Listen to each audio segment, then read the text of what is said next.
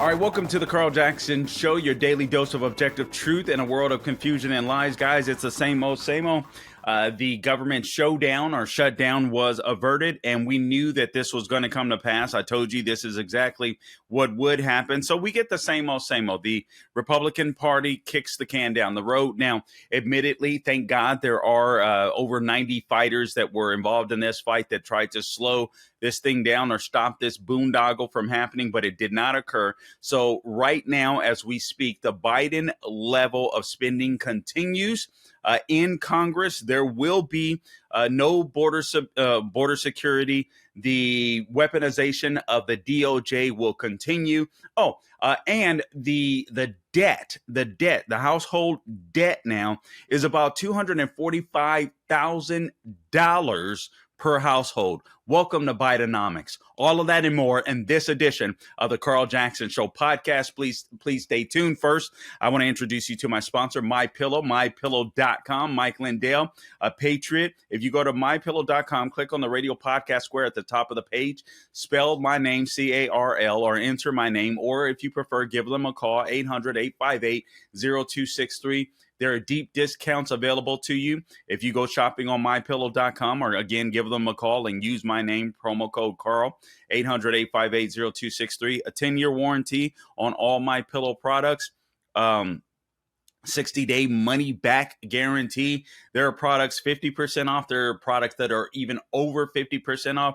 This is the perfect time to do some early Christmas shopping, maybe even birthday gifts. If there's someone in your family or friends that have a birthday coming up, but you're talking about the My Pillows, you're talking about Giza Dream Sheets, mattress toppers, dog beds, the My Slippers, you name it, all available with deep discounts on mypillow.com. Use the promo code Carl. Also follow me on all things social media. That is at The Carl Jackson Show.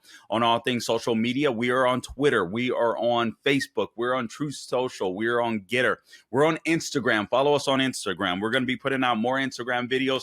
Really would love to build up my presence there, so please do that.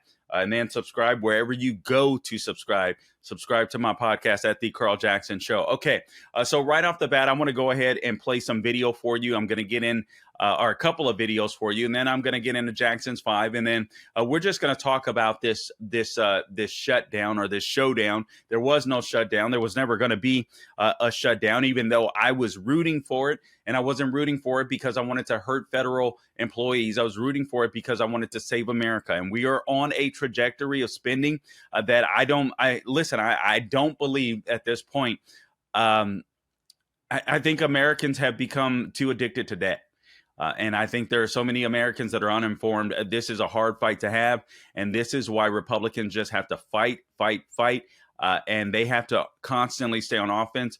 We don't seem to do that well. The Democrats do. I'm going to show you just how they do that in a video that we have of AOC on Jake Tapper's show over the weekend, when Jamal Bowman, a representative from New York, one of the squad members, pulled a fire alarm to try to avoid taking a vote, or having the Democrats avoid taking a vote in Congress to avert a shutdown. So these are people that don't play. These are commies. And we haven't gotten that yet. So I'll get that to you in just a moment. But before we do, let's start with this video. This is Representative Chip Roy of Texas, one of the good guys on Mark Levin's show. Here's what he had to say about the bill that was eventually voted on. And this bill, overwhelmingly, Democrats voted on the bill, 335 to 91. The bill passed. And this was a guy who was diligently just a few days ago working to get a bill passed, working with the Speaker of the House. He wanted a 30-day bill. I'll tell you what was in that bill. He didn't get that. The Speaker of the House, Kevin McCarthy, went to Democrats to get his bill passed. And now there's a showdown between he and Matt Gaetz as well. But here's what Representative Chip Roy of Texas had to say. Let's go ahead and roll the clip. Por favor, Gabe. Talks about that. That's exactly right. I mean, look, $2 trillion in deficit spending this year on top of $33 trillion in debt. Our interest alone is now eclipsing our defense spending. We've got to do something about it. And frankly, I just want to be blunt. We're sitting here right now having a debate about how we can reduce basically non-defense discretionary spending. That is all of the bureaucracy in Washington for the most part. That entire spending is less than the deficit that we're going to have this year. In other words, we are spending every dollar we take in on so-called mandatory spending. And my Republican colleagues say, that's how we'll fix it, Chip. Don't worry. We'll have a commission, and we will figure out how to fix the spending on Medicare and Social Security. But if you can't cut the funding to a Department of Justice that targets Scott Smith in Loudoun County or Mark Houck in Philadelphia or the former president with these ridiculous charges, if you can't cut that, if you can't cut spending where it's being wasted at the Department of Homeland Security and not securing the border, if you can't cut the Department of Education that's interfering with the educating of your kids, then how in the hell are you going to touch Social Security and Medicare? Answer is you won't. We have got to have spine to do it across the board and lead. We were chosen by people to represent them up here in a republic. We have a duty to lead under the Constitution. We should do it. We should keep passing appropriations bills right now that cut spending. We should force the Senate to deal with it. We should secure the border of the United States, or we should go the hell home. Very well. All right, what's unreasonable about that? What's unreasonable about that? There's absolutely nothing that is unreasonable about that. I want to play another video as Gabe gets that set up. Actually, let me do this as Gabe gets the other video set up. I'm just gonna go through some of the Jackson's 5. This being one of the Jackson's 5. Also, oh, you know what? This is just totally random, but I read this. The Tom Fitton from Judicial Watch released something today where RFK Jr. has had some serious threats against his life, credible threats against his life. Obviously, with him being a Kennedy, the odds of someone wanting to assassinate him, the sick puppies that exist out there, would be high. Where there's been numerous times where he's asked for help from the Biden administration, from the Secret Service, and has been flatly denied. Apparently, Tom Fitton of Judicial Watch asked for or got a FOIA request to find out about that information. And yeah, I mean, he's had several credible threats, and the Washington D.C. establishment, Joe Biden will do absolutely nothing. It's really sickening. I'm not a fan of RFK Jr. in the sense that I wouldn't vote for the guy. I don't care if he's launched or he's going to launch an independent bid or bid to be an independent candidate, I believe, as of next week, from what I understand. But I think the guy is very intelligent. There's some issues that I agree with him with. There's some issues that I disagree, particularly in disagreement. It's when it comes to climate change, man-made climate change, when it comes to Second Amendment. And for those reasons, I would not vote for him, because I think those are two cudgels that the left use that can be that have been debunked. This idea that guns are, having the more, actually, it's more guns, less crime. He would argue differently. Man-made climate change, I don't believe that it's an existential threat whatsoever. He does, and he's a climate attorney as well. So for those reasons, I would split ways with him. But having said that, watching that Sean Hannity interview that he gave a couple of months back, man, the guy is very intelligent. The guy knows his stuff. And so anyway, regardless, he's a liberal. He seems like more of a classic liberal to me, except when it comes to those issues where I feel like he's a leftist. All right, moving on. I don't want to stay on there forever. I just read that and I thought it was very important. Let me go to the tip sheet. Actually, all right, you have that video ready. I'll tell you what, let's go ahead and play that video, Gabe, and then I'll just come back to the tip sheet after that. This is AOC on State of the Union with Jake Tapper. It's pretty amazing how Jake Tapper has become a real broadcaster all of a sudden, but that lets you know that it is election season. So here's Representative Alexandria Ocasio-Cortez being asked about Jamal Bowman, the Democrat from New York, who again pulled a fire alarm and lied about it. The story is really stupid. All right, let's go ahead and roll the video. Por favor, Gabe. Interesting moment over the weekend when your New York colleague, Congressman Jamal Bowman, and he's under investigation for this now after Capitol Police say he pulled a fire alarm in one of the House office buildings. Democrats were trying to delay a final vote on the bill. There he is pulling the fire alarm. He says it was an accident. He thought pulling the alarm would open a door based on the fact that the doors to his right there were locked, and there was a sign that he said he was, I think someone said it was confusing. I'll be honest, it doesn't really make sense to me, his explanation. Have you talked to him? What's going on there? I mean, listen, I think if you actually do see some of the photos of the signs, I think there's something to be said about the government's about to shut down. There's a vote clock that's going down. The exits that are normally open in that building were suddenly closed. So you pulled the fire alarm? So what I am here to say is that House administration and U.S. Capitol Police and Jamal Bowman are an active, and he's fully participating in saying there was a misunderstanding. But what I do think is important to raise is the fact that Republicans, representatives like Nicole Maliotakis and others, immediately moved to file motions to censure, motions to expel, before there has even been conversations that are finished to even see if there was a misunderstanding here. But what they did do, while they did that, what they did not do was to commit to the same when George Santos was actually found guilty after a thorough investigation of 13 federal charges. He's indicted on everything from wire fraud to actual lying of House investigators. And they have been buddying up and giggling with him on the House floor, and they are protecting someone who has lied to the American people,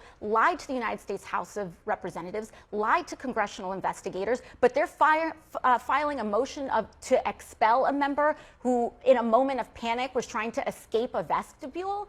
Give me a break. And so the idea that there is somehow any kind of equivalence to someone who is actively trying to clear up a situation that he himself admits he's embarrassed. He released a statement last night. He apologized. And they are protecting someone who has not only committed wire fraud, not only defrauded veterans, not only lied to congressional investigators, but is openly gloating about it, is absolutely humiliating to the Republican caucus. And I think that they should really check their own values. There's another Republican who's been indicted also that they've been defending, but we don't have the time to go into all of those charges, 91 of them. Yeah. You know, Jake Tapper had to show that he was a true commie and throw that in. Never mind the fact that we have the most corrupt president ever sitting in the White House. But I do have to give the left credit. I mean, these people are straight up communists. They don't play. This is the difference between the Republican Party and the Democrat Party. This is why you and I get so frustrated with the Republican Party. We are scared of a showdown in the government that would actually help Americans out, that would actually cut spending. Meanwhile, you have AOC. I want you to notice the tactic. I named this podcast specifically good Lord, Gabe, what did I name it? Anyway, I said basically how Democrats win even when they lose. They even when they lose elections, Democrats win. You know why? Because they constantly stay on offense. They never go on defense. They are AOC is a lying sack of crap. It does not matter. They will not go on defense. You have Jamal Bowman, who this guy used to be a principal, guys, a principal to a school. Do you think a principal is dumb enough to believe if I pull this fire alarm, the doors will open? So that's why I'm going to pull this fire alarm.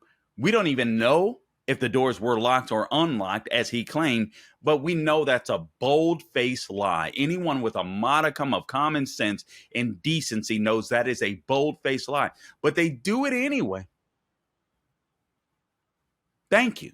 They do it anyway. And then they just double down. Oh, they got caught. No, they didn't. Oh, it was just a mistake, because they know the media eventually will just move right on from this. And Republicans are not going to stand strong. Republicans are not going to continue to go after them. They're going to drop it. This is you have. I get so frustrated, but it's like you have to give the left credit. I hate that they're so good at beating us and constantly staying on offense. I mean, notice what she did. She went to George Santos. George Santos has his issues. I've heard him on some Twitter Spaces. I've been on some Twitter Spaces with him recently, just listening in. But he has his issues. We'll have to see what the voters do in 2024 when it comes to George Santos. But the issue is, notice what the left does. Oh, wait a minute. You're saying one of our guys has a problem. Let me deflect and go back and make you pay attention to Republicans.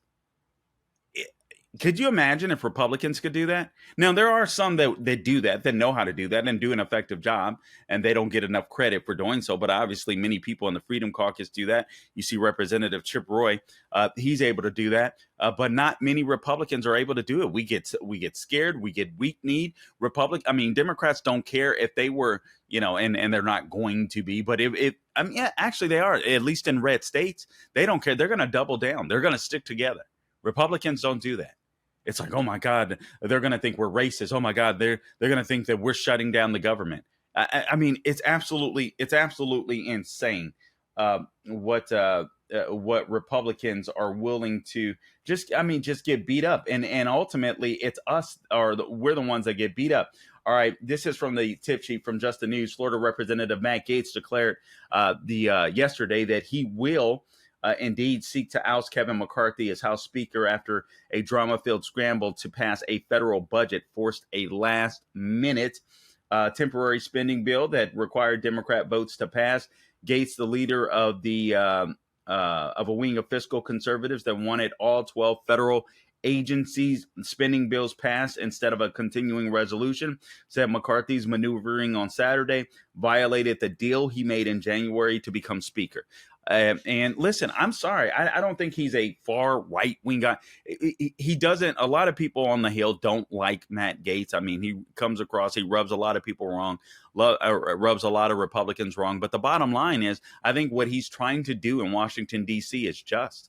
We should be focusing on one bill at a time in Washington, D.C. We've been operating in this crisis manner for decades now, and it makes no sense, because all it allows with these continuing resolutions, here's what happens with a continuing resolution. So we never cut spending, all right? So when Democrats say, oh, Republicans want to cut spending, they want to do this, Granny's going to die, Social Security, Medicaid, all this stuff, it's just all total BS.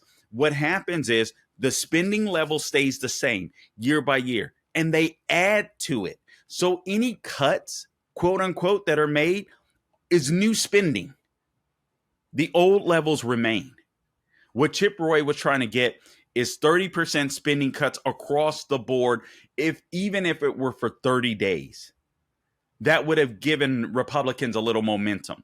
He couldn't get that bill done. They couldn't get that deal done. But anyway, that's one of the stories. So now they're going after Representative Matt Gaetz. They want to oust him. He wants to oust Speaker Kevin McCarthy. He wants to vacate the Speaker seat. And ostensibly he would have to it would be a Herculean task, because he would have to get Democrats to come on board in order to vacate the Speaker seat and to help him find another Speaker. Now, you heard AOC in her time on Jake Tapper's show say, no, actually, this was later on. I don't think we played that portion of the video. She's like, hey, listen, Hakeem Jeffries is my guy. I don't intend to help out Republicans. But you heard Ilhan Omar. I wish I would have found this video. I saw over the weekend. She said, or maybe it was Thursday, Friday, anyway, or over the weekend. But Representative Ilhan Omar said basically, hey, yeah, I'll work with Republicans if they give us 50-50 split of power in the House. You get it? Even when Democrats lose, they win, because they never go on defense. And here we are. Oh my God, don't talk about abortion. Don't do this. Don't do that. They have us cowering like wimps when we're actually the majority of Americans, but we just don't make the case because they run the institutions. There's this, you believe that the vast majority of Americans are leftists, and they simply aren't. Now, they will be, given the fact that they run all the institutions, but at least for now, that isn't the case. But it's absolutely crazy to me. Okay, what else did I want to mention in here real quick before I just give you a little few more ins and outs? Biden proposes to hold the fewest offshore oil drilling lease licenses in history. Guys, if you really believe that Biden wanted the economy to turn around, he wouldn't be doing this. The fossil fuels are the lifeblood of this economy, and we know that right off the bat. It also endangers us when we run away from fossil fuels. We don't have enough fuel in our strategic petroleum reserve. The reason why Russia is in this fight with Ukraine and we're fighting this proxy war against Russia. It's gas. We emboldened Vladimir Putin. We emboldened him. When Joe Biden shut down the Keystone XL pipeline, you had nations in Europe that had to go to Vladimir Putin in order to get their fuel. Does that make any sense whatsoever? They were just enriching Putin. And then Putin decides to invade Ukraine, and Joe Biden is like, oh, crap, I don't know what to do, nor his administration. And eventually they say, we're not going to go. We're not going to be protecting Ukraine. We're not going to give Ukraine weaponry. Let's give Ukraine a bunch of money and a bunch of weaponry instead of just giving them something from the get-go. Listen, and I'm not. It doesn't matter what you believe about Ukraine now. This is a disaster. It's a disaster. Joe Biden, if he was going to do what they're doing now, they could have given Ukraine the material they needed and say, you're not getting a dime else for us. This is your 1776 moment. We're giving you this equipment. And yeah, that's that. You're going to have to fight for your lives. But instead, we're funding small businesses there. We're funding first responders, government officials. I mean, it's absolutely insane what's going on there. But here it is. The Biden administration laid out its offshore oil and gas leasing program of the next 5 years, with only 3 Gulf of Mexico lease sales through 2029, resulting in the fewest offshore oil drilling leases in U.S. history. Guys, I want you to go online and Google for yourself how many products are made from fossil fuels, including the plastic on electric vehicles, the tires that are on electrical vehicles, all of the components for the most part that are on electrical vehicles. The batteries are mined in China for the most part, 85% of that material coming from China and places over there. It's a total sham. You're not saving the planet by getting away from natural fossil fuels. And there's ways to run cleaner gas, hydrogen vehicles, nuclear energy is really clean. There's so many ways in which we can do this. Another thing, the first co-defendant of Trump pleads guilty to 5 misdemeanor counts of elections-related charges. I think this was very important news. I don't know how this will go for former President Donald Trump. He's in New York today, as a matter of fact. I'll give you some information on that in just a second. But he's in New York today. First co-defendant of Trump pleads guilty to 5 misdemeanor counts of election-related charges. Basically, he's going to turn against Donald Trump. A first co-defendant indicted by a Georgia grand jury in connection with former President Trump alleged efforts to overturn the 2020 presidential election pleaded guilty on Friday. Scott Hall is the first of 19 Trump allies who agreed to enter a plea in the case. Also the first defendant to turn himself in to authorities in Georgia in August. Hall pleaded guilty to 5 misdemeanor counts of conspiracy to commit intentional interference with the performance of election duties. So this gives Fani Willis's case this kind of air of credibility, which it is completely not credible. But sometimes people decide to opt for pleading guilty because the process is the process is the punishment. You know, you stress a person out to all get out. You bankrupt a person. So this person is like, I'm not going through all that. I'm going to cop a plea and I'm going to get past that. But it gives that case, even though it's totally bogus, this kind of orb of credibility. And that's exactly what Fani Willis wanted. And things in Los Angeles are about to get worse. Here's another story. Los Angeles enacts controversial zero bail policy. Guys, this is insane. If you think crime is bad now in Los Angeles, buckle up, Buttercup. It's about to get worse. So now you have people that commit minor crimes. This is a process, the zero bail policy, according to the Daily Wire, process eliminating set cash bail amounts for suspect criminals accused of misdemeanors and specific nonviolent felonies. What happens when you give minor criminals just a slap on the wrist? They learn that they can do bigger crimes because they're giving felons slaps on the wrist too in California. It's absolutely insane. So this took effect in LA on yesterday, even as dozens of cities challenged the controversial system in court. So zero bail policy, you commit a crime, it's a misdemeanor, there's no bail, there's no consequence, you just walk out. Yeah, these people are crazy. They are simply crazy. I don't know what else to say. All right, let me just inform you of this really quick. This is on Just the News. Former President Donald Trump on Monday slammed New York AG Letitia James as he appeared in a Manhattan court today for the start of a civil trial after a judge already ruled that the former president committed fraud while building his business empire. We have proven that Donald Trump lied about his net worth to enrich himself and cheat the system. No matter how rich or powerful you are in America, there are consequences for breaking the law. This is what James wrote on X. She also spoke in front of the courthouse before the trial began today. I should have got a clip of that. Trump later spoke in front of the cameras as well. This is what he had to say, and I quote, "This is the single greatest witch hunt of all time." Where is he wrong? Where is he wrong?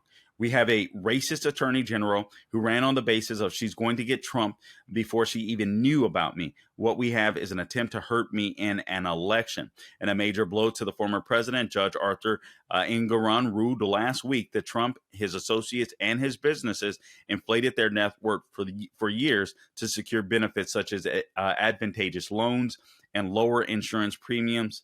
Addressing reporters before entering the courtroom Monday, Trump railed against the judge's evaluation of his properties. Here's what Trump had to say, and I quote, "We have a rogue judge who ruled that properties were worth a tiny fraction, 1/100th, a tiny fraction of what they actually are," Trump said. "Just so you know, my financial statements are phenomenal. They are actually less in terms of the numbers used than the actual net worth. The actual net worth is substantially more. No bank was affected. No bank was hurt. They don't even know why they have to be involved." Trump has repeatedly slammed how Engoron, citing the Palm Beach County assessor, appraised the value of his Mar-a-Lago estate in Florida as being between $18 million to $27.6 million.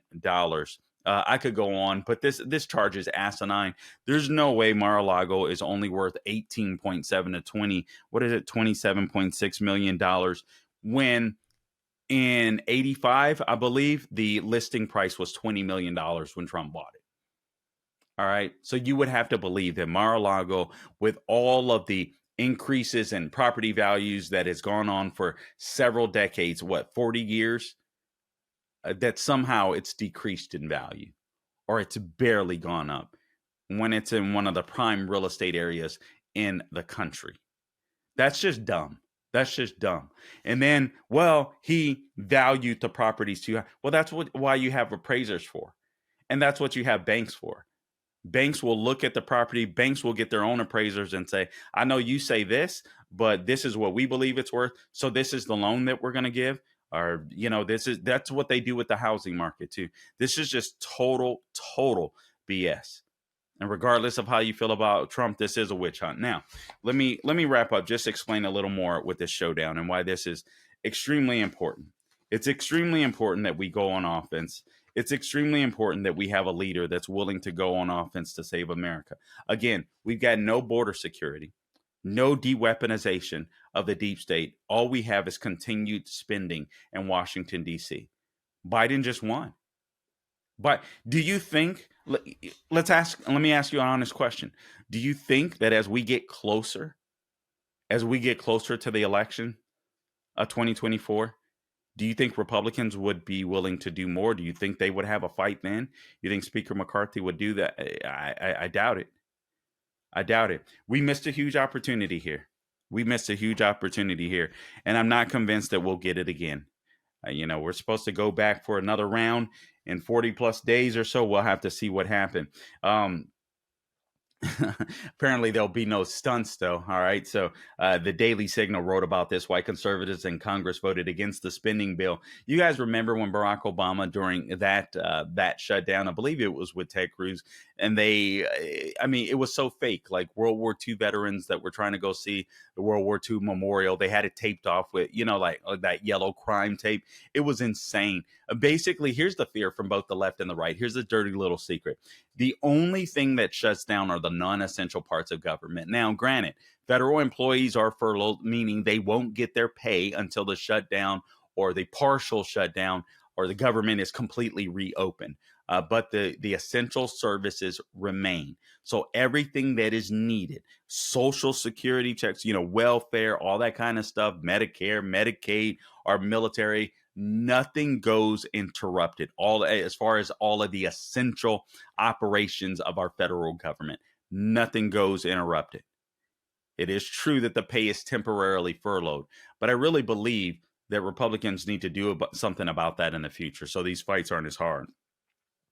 Like the essential parts of government, they get funded, the people get paid, the non-essentials don't. Just make it that simple. Make it that simple. Get that into law. All right. So the next fight is not until November. Here's something you heard Representative Chip Roy. He voted a no. There were also 90 other Republicans that voted no on this boondoggle of a bill. Redstate.com. Redstate.com wrote about it, if I'm not mistaken. No, that was Washington Examiner. But they have a list. I've posted that out on Twitter, so follow me on all things social media at the Carl Jackson Show. You can check out some of the stuff that I post.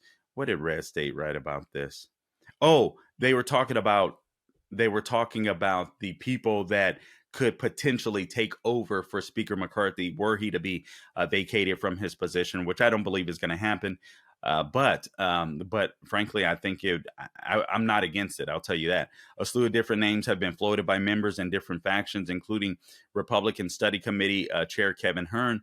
That's a Republican from Oklahoma. House Budget Chair Jody Arrington, Republican from Texas. House Rules Chair Tom Cole, Republican from Oklahoma. House Financial Services Chair Patrick Mahenry, and House Majority Whip Tom Emmer.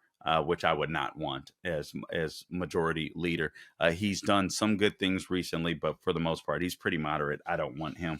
All right, so here's what Chip Roy was trying to do, or here's what he said. He voted no and issued a statement explaining his disgust with the process. You heard the video earlier. He called the continuing the quote product of this fundamentally broken Congress that is unwilling to weather a storm in order to deliver real results for the American people. And that's so true. You weather this temporary storm, but on the other side, the reason why the Republicans are so stupid not to do this right now too is because not a lot of people are paying. I don't care what the polls say. There aren't a lot of people paying attention to politics. They just aren't. There's a lot fewer people paying attention to politics at this point in time than they were in 2022 and 2020. People have just had it with politics. And so this would have been an opportune time for the Republicans to do this. Here's what Roy had to explain. Furthermore, he's voted on a bill that would extend government, or he did, that's just what he did earlier, for 30 days at a 30% reduction across the board for government bureaucracy while funding the entirety of defense, veterans, and homeland security. Now, listen, I know what he was trying to do. He wanted to get border security for his state. Listen, I want to cut the Department of Homeland Security, but I understand what Chip Roy was trying to do, and it's not a bad idea, at all. On top of that, the bill included the Secure Our Border Act. So this is what they didn't get. So perhaps they should have just went with Chip Roy's bill. It also included additional provisions for border security, but instead they got nothing. They got the same old, same old. I mean, they got the same old, same old. They did get the Ukraine spending cut. However, that spending is basically disaster relief. The Biden administration is in. All right. So I don't trust anybody, quite frankly. I don't trust anyone. Senator Ted Cruz got in on the fight. So that's $6 billion that isn't going to be going to Ukraine, at least not for 40 days. All right. So Senator Ted Cruz had similar reason. He casted a no vote in the Senate. Here's what he had to say. He said, I quote, Democrats are opposed to spending cuts or spending limits of any kind, even their own spending limit that they agreed to less than just 4 months ago. He continued, this continuing resolution does nothing to address the acute crisis at the Texas-Mexico border, itself created by deliberate Democrat policies. And he says, I voted no. And then he talks about the debt per household ratio. In June, our debt hit $32 trillion. It's now $33 trillion. But what's $1 trillion these days? No doubt, which added more than $245,000 per household in this country. Wow. If you want to know why the cost of household goods is now astounding and keeps getting worse, it's not hard to find the culprit. We now have both a debt and an inflation crisis on our hands. So we've got too much debt and the value of the dollar is decreasing. You got households which, $245,000 per household added. And we don't see that. That's the stuff that we don't see. But imagine having a credit card with $245,000 on it, and all you could do is afford the interest on the debt so that you never pay it down. Much like student loans, which they're finding, that's in the headlines too. They're finding another tack to try to get student loan forgiveness for these little commies that they want to vote Democrat. I mean, this is just where we are is absolutely insane. I think the Republican Party just missed a huge opportunity. Speaker Kevin McCarthy missed a huge opportunity. This would have been the best time, in my opinion, to fight back, simply because people are not paying that much attention to politics, and they would have forgotten this nonsense. You know, you got to give the left credit. They stay on offense. I don't like AOC. I don't like what Jamal Bowman did. These people are playing for keeps. They are playing to destroy the country. It'd be nice if we had Republicans that were strong enough that were fighting to save the country. And we do. We just need more. We need a lot more, quite frankly. Guys, I appreciate you tuning in to this edition of the Carl Jackson Show podcast. Please, again, subscribe to the podcast wherever you go to get your podcast, Apple, Google, Spotify, YouTube, and Rumble. Share it. If you're on YouTube and Rumble, please review, give us a 5 so that we move up the charts. We would, or rate it. So we would certainly appreciate that. Wherever you go to rate it, that would be, appreciated. Like where you need to like, subscribe where you need to subscribe, follow where you need to follow. We would certainly appreciate that. And until next time, do not grow weary doing good. God bless you.